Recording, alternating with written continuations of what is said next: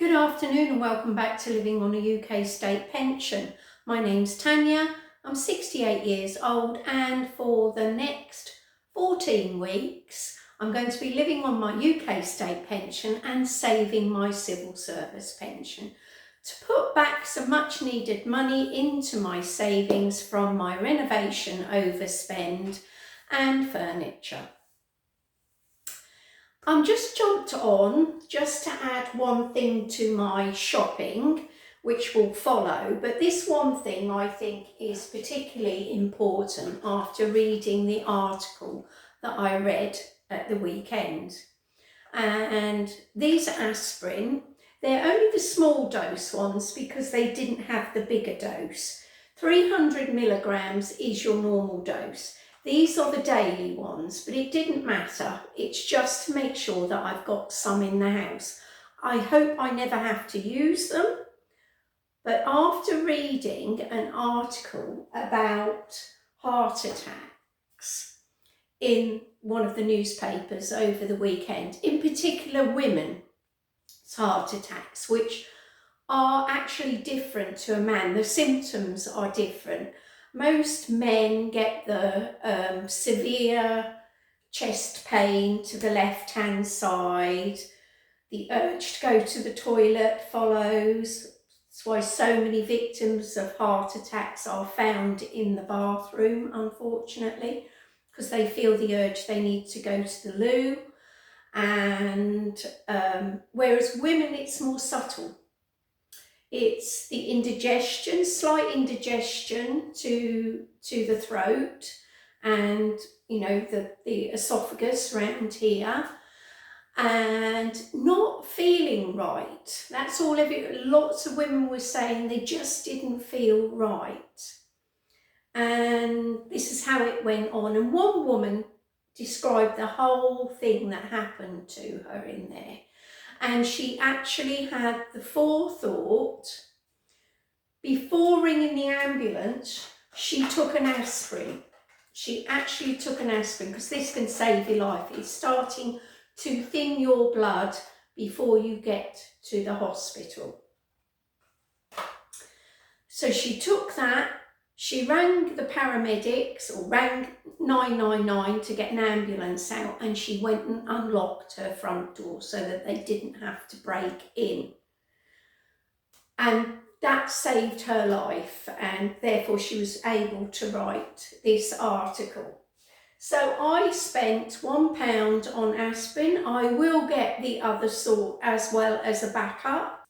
So what I've done, I've cut a couple of strips to push into my phone case, because there's no guarantee you're going to experience a heart attack at home. My mum was my age, 68, when she died from a heart attack. The other place that I've kept them indoors so I know where they are, and I often do this with things that I want to keep handy. I hope you can see that I've taped them to the inside of a kitchen door. And that's so I haven't got to go rummaging through a box of medicine to find them. I often use my doors for information and bits of paper that I don't want to lose, but equally I don't want them lying all over the place. For example, my vinegar list is up there. The ratios, the different measurements. And over here is all my room sizes, both in metric and in imperial, as a reminder. And they're two cards that I was sent by a friend in Liverpool. Because I like things out of the way. I know I have OCD. My spending money spend, that's my rubber gone, is now £43.26, which means I have the grand sum of £7.19 left, which isn't a great deal when I've got 2 weeks to go. I've got to deal with it, and I will. So, secondly, I'm just about to have a cuppa and a cup of coffee. I have no qualms about keeping my cake over 4 or 5 days when it's got grated courgette in it, but equally I keep it in a tub in the fridge. It's refrigerated and it's perfectly okay. And this is now 7, 8, 9, over 10 days old, and it's perfectly okay. Kept in the fridge. The same with my onions. Once I open the jar of my pickled pink onions, they live in the fridge after that. Come back from blueberry picking. So my job for this afternoon, while I listen to a radio play or watch something on TV, is to remove the little stalk at the top there, and they'll get put in a bag and frozen because it says, yes, mimic the first frost by putting them in your freezer. So hopefully I've got enough room to push this bag down the side. I'm very short space in my freezer. I also collected some more blackberries. These will go in my mixed berry bag because I've been putting raspberries regularly in there, and some of them I have used in my prep, in my overnight oats prep. That's made up of blackberries and raspberries in there. Do not mistake a sloe berry for a blueberry. They look very alike, but boy, will your tongue tell you that they are not a blueberry. You will never taste something so tart in all your life as a sloe. It is unbelievably tart. Your lips just don't know what to do with themselves once you've got that on your tongue. But thank you again. I don't say it enough possibly. Thank you again for all your support and finding me interesting. Yep. It's very, very hot out there again today. Too hot for me to do anything in the garden. So yeah, I'm just going to do what I can indoors so that when I get the opportunity to get back outside, I can. That's all I can do. So at least I can't afford my retainer, my lawn edging at the moment, so which is good, and it's too hot to dig it out, so it's just going to have to wait. Can't do anything else. And I went to see if I could get some manure. The gate was closed this time, so I'll pop down there again tomorrow and see if I can get hold of some more. It just go down the side of the shed for now until I put the raised borders up and start filling them. But one job I'll try and do this evening if possible, and that's put the Epsom salts on the trunks, on the drilled out trunks, and wrap them in some kind of plastic so that they can start dying back. So yes, all good. Oh, I picked another cucumber. It's huge. Look at the size of that. I didn't see it. This is the problem in the greenhouse. This had fallen behind and I didn't see it. But it will get used. It will get used. The monster will not go wasted. And yeah, it will get sliced up into battens to dip in hummus and everything else. So nothing gets wasted in this house unless I have to, which I hate. I hate waste. So there we are. But anyway, shopping to come up and whatever else I happen to tag on the end. I did warn you, my videos are going to be quite bitty here and there as I film them and as I can put them together. But thanks again for watching. It does mean an awful lot to me. Bye-bye. I've just been down to Lidl and spent £12.58. it's 7 o'clock at night and it is absolutely boiling. 26 degrees still in my car on the way back. And if, in all honesty, I really wanted eggs and yoghurt and bran flakes. But they had some things really knocked down prices, so I picked them up. But he's made me angry because he hasn't given me a receipt. So I put the digital receipt online. What is the point of me saying I want a receipt, both on the app and physically saying it, and then he doesn't give it to me? Twice I had to ask for a receipt with my freebies and he gave me a filthy look as if to say, well, they're free, they're not costing you anything. Why do you want the receipt? Because I've asked for it, that's why. So £12.58 spent, £79 on bran flakes, still no all bran or the equivalent. So I'm using these at the moment in my overnight oat bran pots. £2.69 for 15 mixed-sized free-range eggs, £1.45 for smoked back bacon, 2 long life semi-skimmed milk at 69p each, £1.99 for the Greek yoghurt. I'm sure it was £1.95 last week and now it's £1.99. These were down to half price, £1.07 instead of £2.15. And I just think I will put them in a bag, take them out of this, put them straight in a bag, put them in the freezer near the bottom. And even if Bertie has them, for £1, that is just over £1, that's amazing. Then I got a pork fillet, and instead of £3.16p, it was £1.58, so that will go in the freezer. And 50% off the 2 cod pieces at £1.64, so that's 80 odd p each, 82p each. Again, that will go in the freezer. So that was £12.58. So I qualified for a free veg.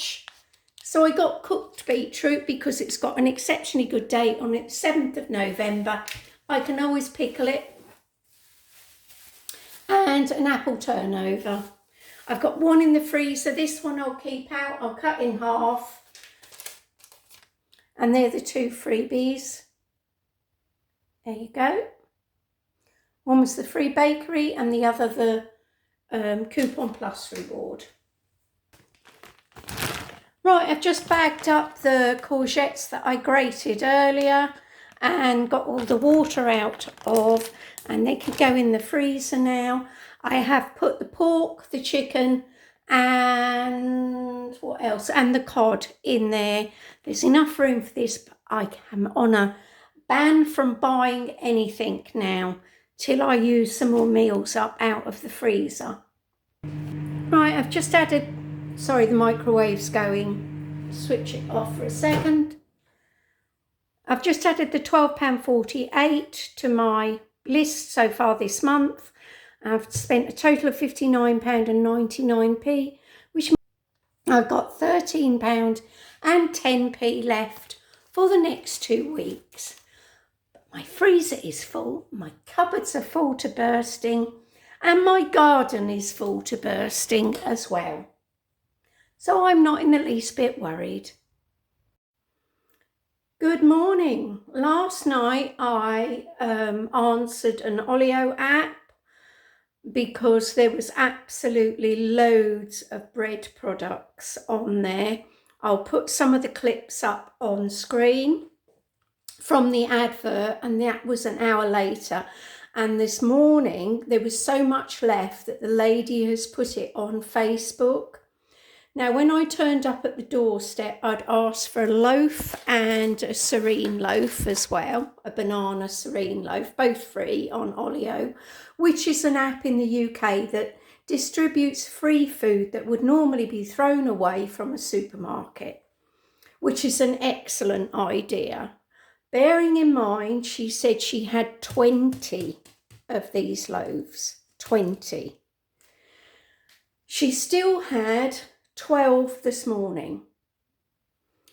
She did say to me when I got to the front door, she said, oh, if you'd hung on another half an hour, she said, I'm on my way to Tesco's to go and pick up their Olio stuff as well. She said, and it'll be up at about 9:15, something like that. I said, well, it's a bit late. She said, well, I'll hold on to it if you want anything of it. But again, it was all bread products, and I don't need anything else in the bread line at all. So a Serene banana loaf free and a Warburton's half and half free. That'll be split and put in the freezer, or as much of it as I can will go in the freezer. This morning I went down to the market to have a look round. Very disappointing, apart from the fruit and veg people. I went into Iceland, and I am so sorry, once again, I can't find the receipt. I don't know what's going on, because I know she handed it to me with a 50p, because I gave her £1, because the mushrooms were down from £1 to 50p, half price. And that's because I've been freezer diving late last night, and I brought some spare ribs in. I'm going to cook them up shortly in the slow cooker. And I went into Boots because they very rarely have the extra firm hold, which I like. And I got that out of my points, so it cost me absolutely nothing. So the grand total of 50p spent this morning, which means because I had to alter this, I'd put it as 48 instead of 58. I've now spent a grand total of £60 and 59p, which means I've got £12.50 left. I cannot put anything else in my freezer. The bread's going to be hard enough to go in, but I will, by hook or by crook, I will get the majority of it in.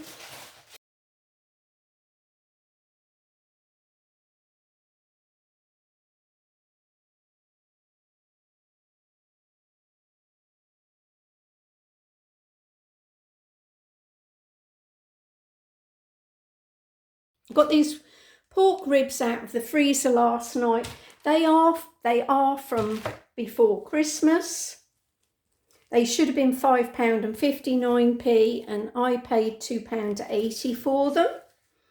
They're going in a slow cooker, with some onion, barbecue sauce, maybe a couple of blitzed up tomatoes, and some peppers, and whatever else I can find to use up in the freezer. And that will be my meal for a couple of evenings, and then what I shall do, I shall put a portion or two in the freezer. I'm going out now to make some more room in the freezer. Fingers crossed. Right, in my pot, sizzling away, I've got peppers out of the freezer. I've got radishes out of the freezer. Onion from the fridge, because there's half an onion open. I'm not going to put any more than that in there. I've chopped up half the mushrooms.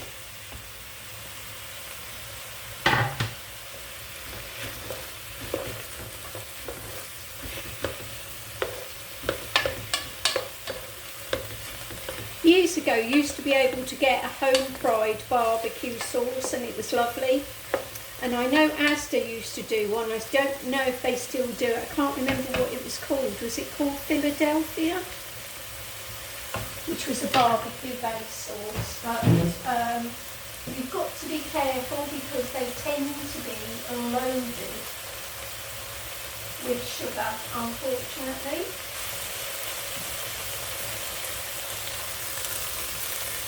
Right, I'm adding 100 mils of barbecue sauce.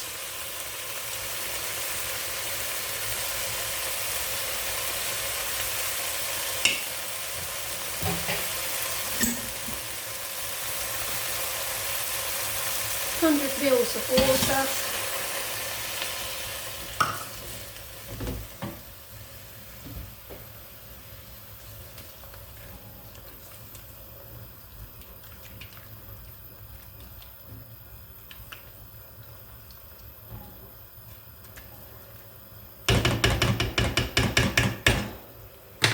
Right, I'm going to turn that off.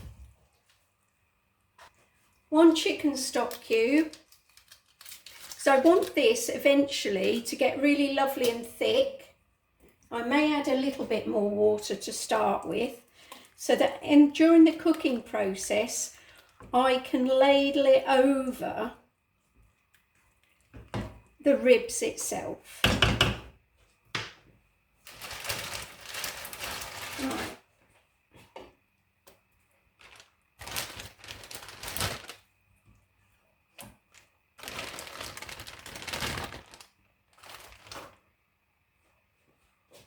Right, I'm just adding a tiny bit more water. This is a metal pot. I say it every time to my slow cooker. Obviously, do not put a crockery pot on your gas because it will shatter. This is a metal one. This came from Asda many years ago. I believe they still do them.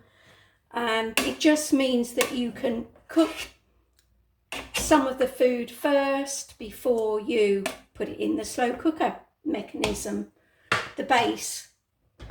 That's all I'm going to do now. I'm going to put some foil on it to create a better seal. I think it was Sandra told me this tip, if I remember correctly. Now it's going on my slow cooker.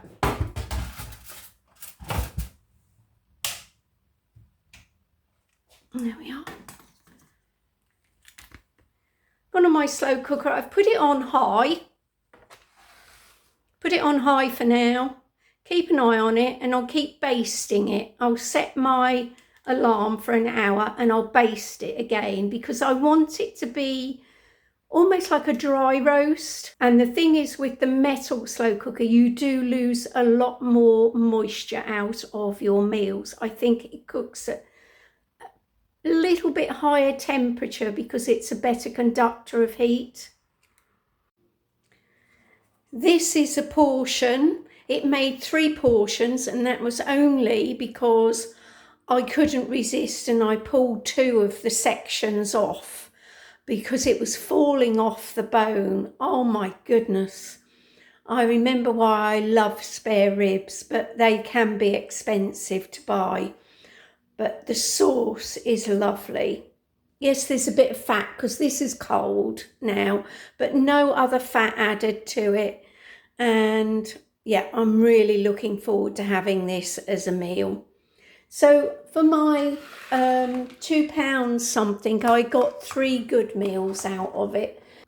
What with the meat costing £2.80 and everything else mostly came out of the garden, about 25p's worth of mushrooms and 100 mils of the sauce. So possibly about £1.10 for each of these. Well, how much do spare ribs cost in the shop? I know it was a yellow sticker, but boy, what a lovely meal.